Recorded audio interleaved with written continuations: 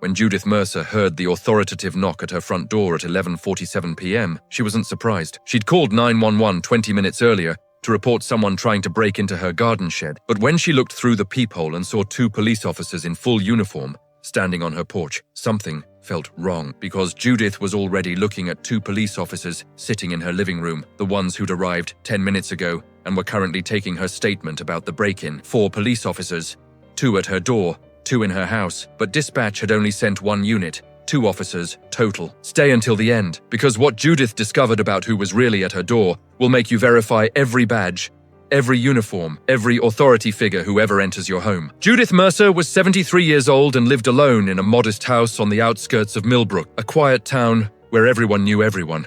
She'd never had trouble with crime, never felt unsafe, never questioned authority until tonight. At 11:23 p.m., Judith heard sounds coming from her backyard, metal scraping, someone moving around her garden shed. She looked out her kitchen window and saw a flashlight beam moving inside the shed. Someone was definitely out there, going through her things. She called 911 immediately. The dispatcher was calm, professional. "Ma'am, we're sending a unit to your location. 2 officers will be there within 10 minutes. Keep your doors locked, don't go outside, and stay on the line with me until they arrive." Judith stayed on the phone, watching through her window as the flashlight continued moving in her shed. At 11:33 p.m., she saw headlights pull into her driveway. A police cruiser, lights off, parking quietly. 2 officers got out, a man and a woman, both in full Millbrook PD uniforms, badges visible even in the dim light. Judith hung up with dispatch and opened her front door. The officers introduced themselves as Officer Hayes and Officer Martinez.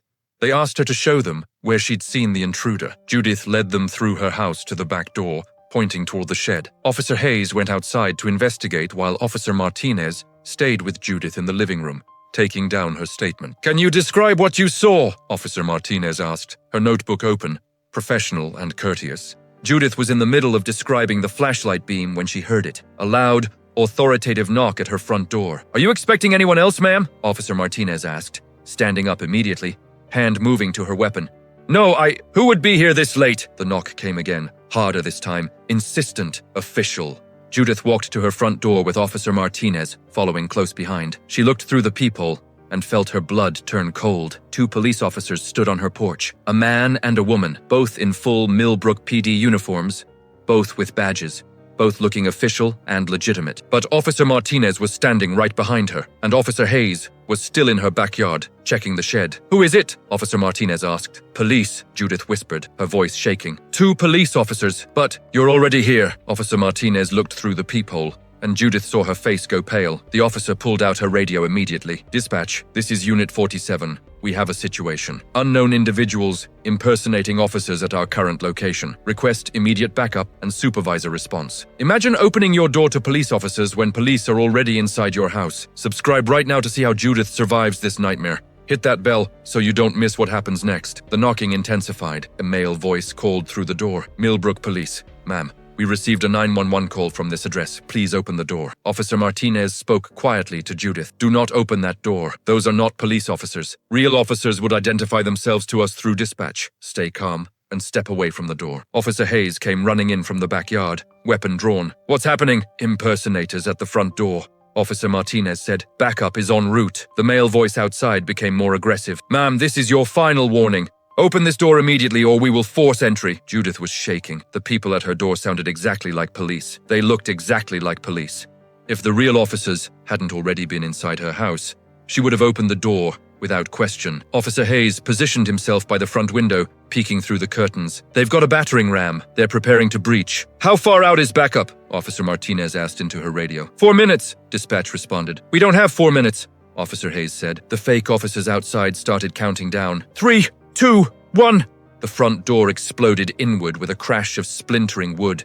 2 men in police uniforms stormed through, but their weapons weren't police issue. They were carrying military-grade assault rifles. "Down! Get down!" the real Officer Hayes shouted, pushing Judith to the floor behind the couch as gunfire erupted. The next 90 seconds were chaos. Judith stayed pressed to the floor, hands over her ears, as the 2 real police officers engaged the 2 armed impersonators. Glass shattered. Bullets tore through drywall. Someone was screaming. Judith realized it was her. Then sirens. Multiple sirens getting closer rapidly. The fake officers heard them too. One of them shouted, "Abort! Go, go, go!" Footsteps running. Car doors slamming. tires squealing as a vehicle sped away from Judith's house. Officer Hayes rushed to Judith. "Ma'am, are you hurt? Are you injured?" Judith couldn't speak, couldn't breathe. She just shook her head. Within minutes, her house was flooded with law enforcement.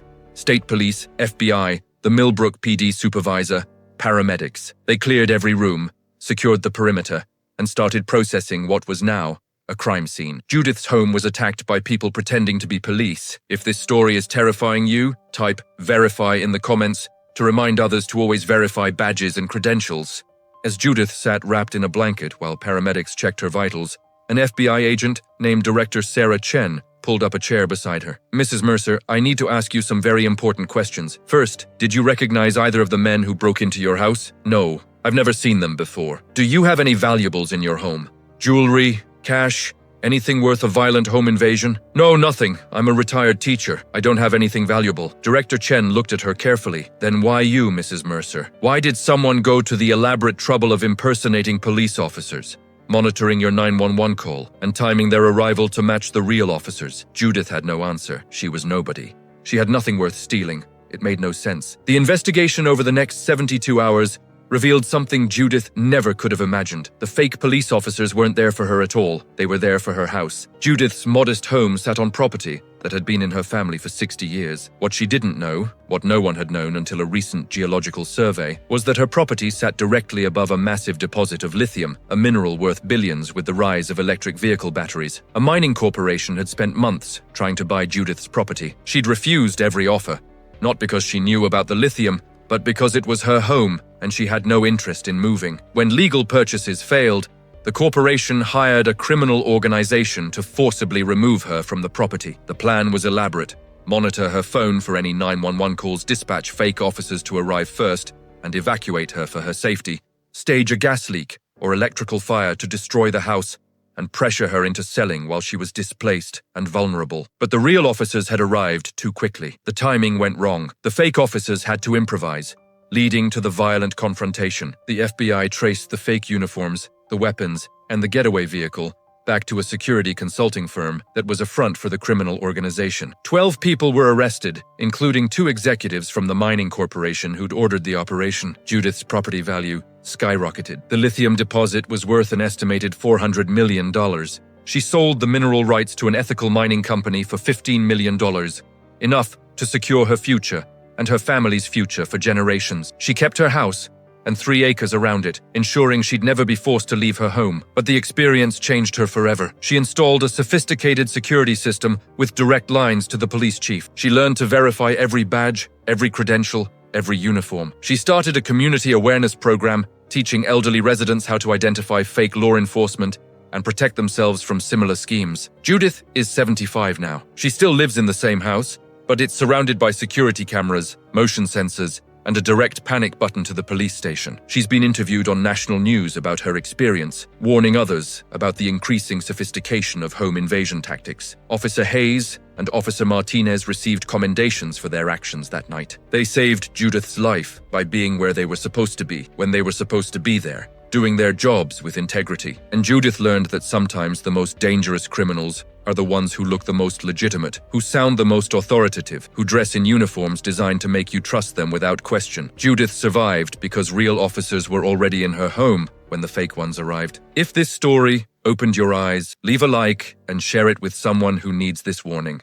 Click the video on your screen now for another story about deception and survival. See you next time.